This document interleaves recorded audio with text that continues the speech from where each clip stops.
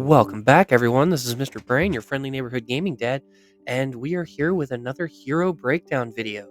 We've gotten two new hero commanders, and I've already done the first look video on both of these. You can see that video tagged above. But this is going to go over one of the heroes specifically, and personally, my favorite one due to my own personal bias. And we are going to be going over Viking Heart Riven. And we're going to go over this in my normal fashion. We're going to go over their skills, different ways you can use them in combat, a good talent tree build for them, and what commanders you can expect to see them used with in the near future. Now, note, these heroes are not out yet, so I am going based off of pure theory crafting. I've given my first look a little bit more time to process, and hopefully these ideas can be used once these heroes unlock next week in Top Commander. Two things I want to note. There's been a trend of having strong female characters paired with animals. I honestly don't know what the reasoning is there. I don't know why they feel it's like a necessity, but it is what it is. This time we get a bear. The other thing, Riven is your top commander reward, so keep that in mind. If you want Riven to use all of your fragments on at the end of all this, just know you won't get the points for using those fragments during the event. So, unless you wait until the second one. So, keep that in mind. That being said, let's get started. First skill deals damage to target every second for 4 seconds. Damage factor of 3,900. Now, 3,900 is a substantial number, because that does total out to about 15,600 over 4 seconds. That is the highest of any infantry commander, and one of the highest single target damages dealt in the game. And coming out of an infantry commander, it may not seem as potent, but that still gives infantry commanders a heavy hitter. We needed one. However, if garrisoning increases squad defense by 32% for 3 seconds. Very solidly a garrison skill. That squad defense is nothing to scoff at. It can be very useful for you. And it being locked to garrison does kind of suck. We've had other commanders, one in particular, where is she at? Badut, give us a high damage factor and the squad defense without it being locked to garrison, but note that her damage factor is about 3,000 less. So, kind of the trade-off there. But let's get further into it.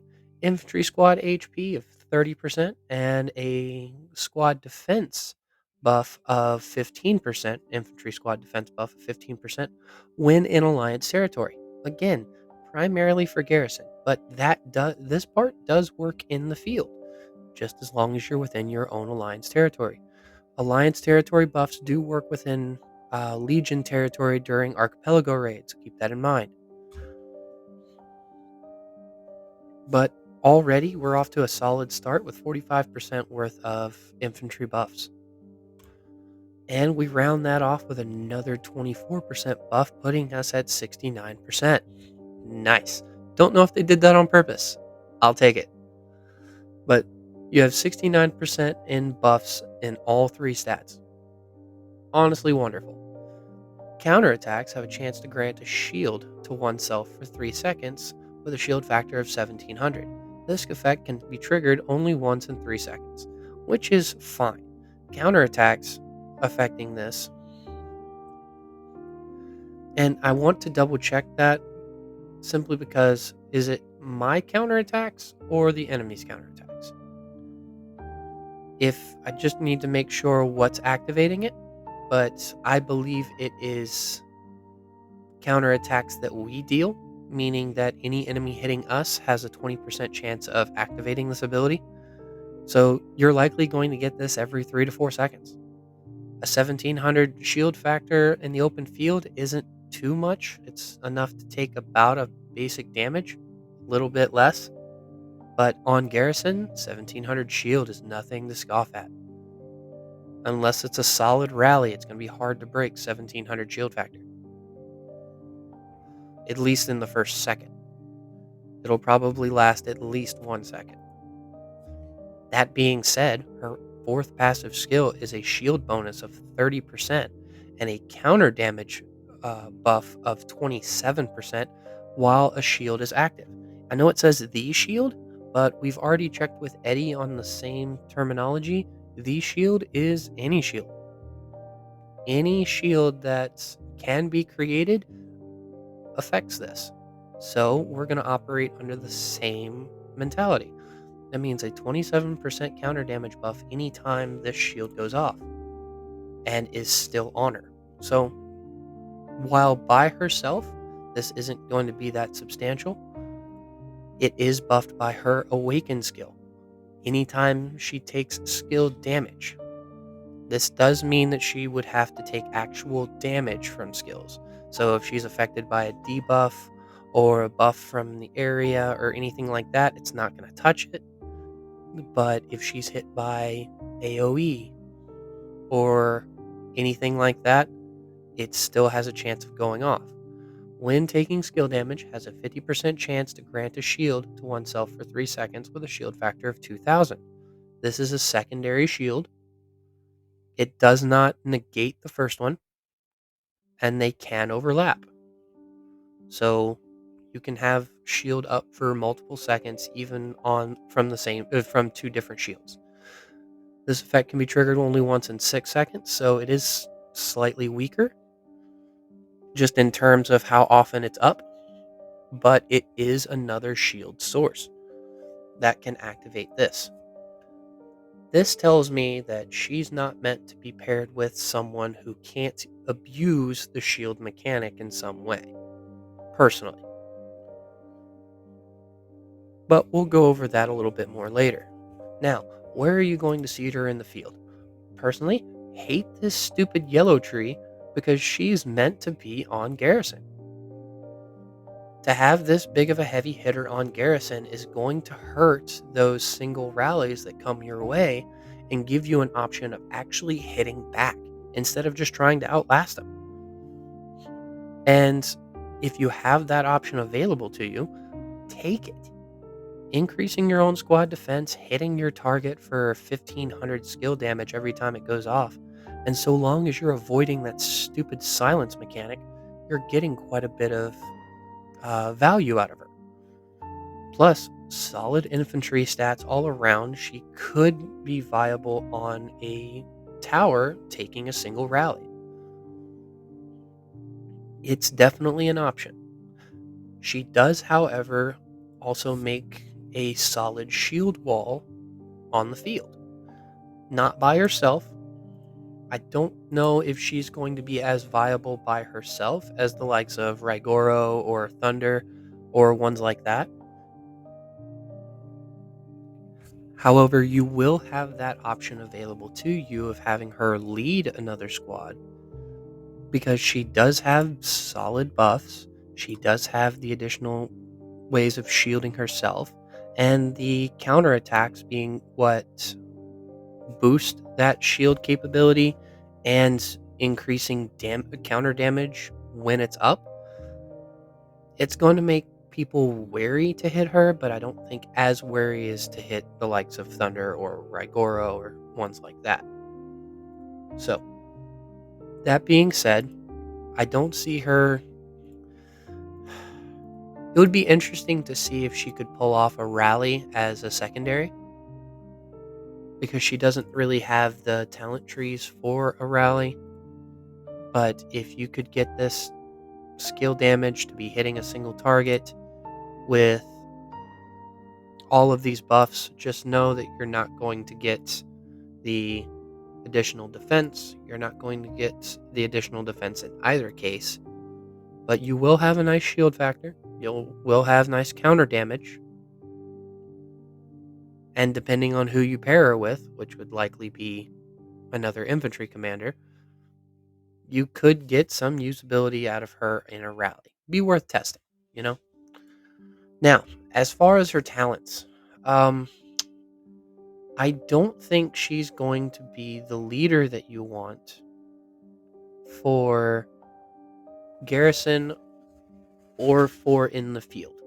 But if you're looking at just what talents that you could put her in, we can take a look at Thunder for that. Looking at Thunder, you definitely want to make sure you at minimum get Infantry Guard. The reduction in damage taken is crucial. I like to pair it with Damage Control to have an additional 15% that could go off. Always pick up the additional Rage. If you're curious if you actually need that Rage, head on over to my Rage Generation video so you can work on trying to calculate that for yourself. As for which of the skill trees to max, it's going to be entirely dependent on you. Personally, I would get a bit more stats with her as opposed to the additional the additional rage from remaining squad size, because if you're using her in the field as a lead, this isn't going to activate until you're damn near dead, and you don't want that to be happening. So take the additional stats and make use of it more often. Now, as far as what commanders to pair her with, I personally have 3 that come to mind when I first saw her. And in no particular order, we have Eddie. Eddie having his own shield factor, which would be boosted by her shield boost up to 3250, has a damage factor of his own, has his own personal shield, has more counter damage. A 44% plus her 27 would put it at 71%. Again, solid buffs in HP, in defense.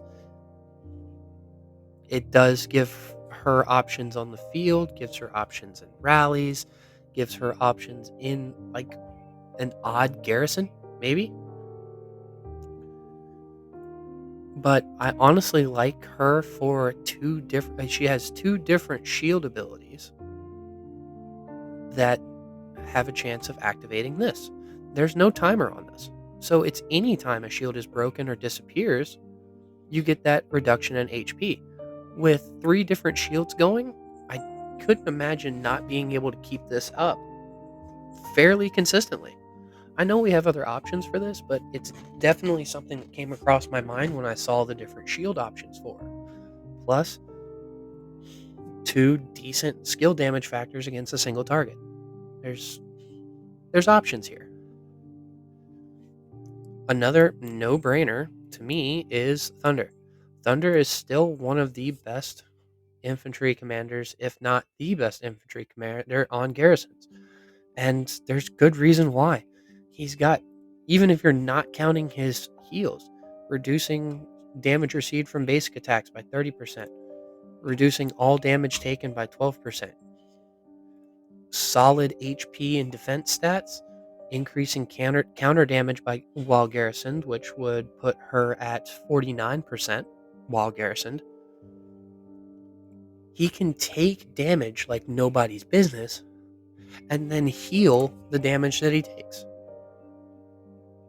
He still has by far the best heal ability in the game, and it needs to be countered in order to actually take him down. Now, we've come up with more ways to counter Thunder's healing. Don't get me wrong, it's still difficult. And having a commander that can apply shields when he's not healing and be able to deal as much damage as Riven can deal does offer some interesting options for 1v1 rally capabilities. So it's definitely something to look into. Finally, the last option that came to mind immediately for me, and if you watched my first look video, you know who I'm talking about. Raigoro's my boy. I've loved him since the very beginning. I've very much been, if you don't take damage, you don't need to heal it. And Raigoro is very much that.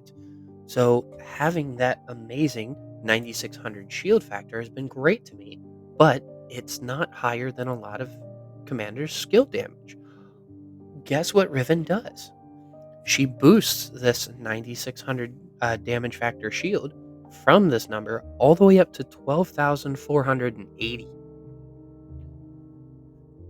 For 3 turns, he would be near invincible if he's not taking skill damage. And even if he does take skill damage, he's absorbing most of it, if not all of it. Something that's kind of hard to do with only 9600. And one thing to note, shield factor is based off of the amount of troops and the tier of troops that you have. If you are using a shield factor on your shelter or on commanders with a lot of troops, you are going to increase the damage that you are able to sustain. Something to look into for people with tier 6 troops and a lot of them.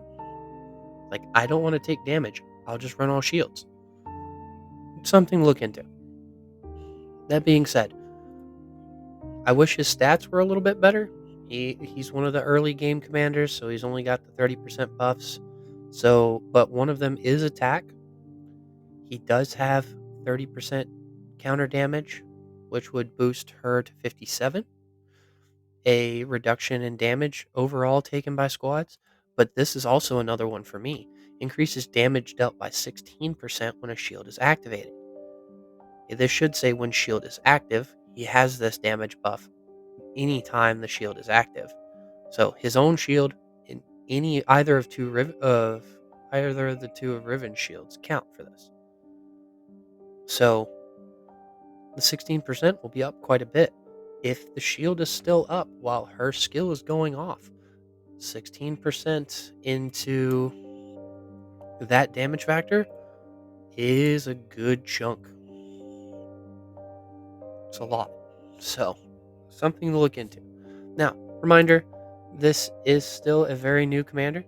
We do not have